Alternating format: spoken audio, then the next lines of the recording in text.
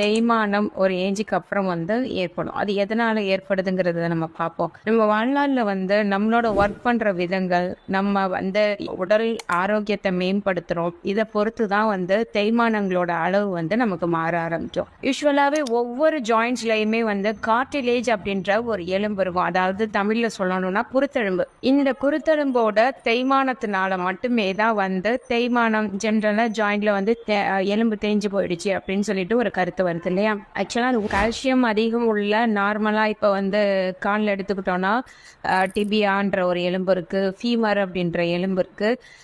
இந்த ரெண்டு எலும்புகளையும் இணைக்கிற ஜாயின்ஸ்ல கார்டிலேஜ் அப்படின்ற ஒரு எலும்பு, அதாவது குருத்தெலும்பு இருக்கும். இந்த எலும்பு நம்ம நடக்கிறத பொறுத்து அந்த எலும்பு தேய்மானம் ஆகும். சுமாரா அதோட திக்னஸ் இந்த அளவுக்கு தான் இருக்கும்.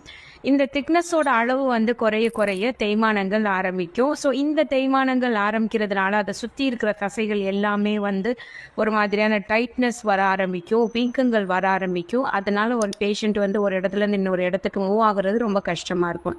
ஸோ அப்போ தேய்மானம் வந்துச்சுனாலே பெயின் ஆட்டோமேட்டிக்காக வந்துடும். கார்டிலேஜ் போன் தேஞ்சிருச்சு, அதை சுற்றி இருக்கிற தசைகளை எப்படி ஸ்ட்ரென்தன் பண்ணி பெயின் இல்லாமல் நம்ம லைஃப்பை ரன் பண்ணுறதுக்கான ஒரு பெஸ்ட் ரெமடியாக தான் ஃபிசியோதெரபி ட்ரீட்மெண்ட் இருக்கும். இதுதான் தேய்மானத்தோட ஸ்ட்ரக்சர். Okay, thank you.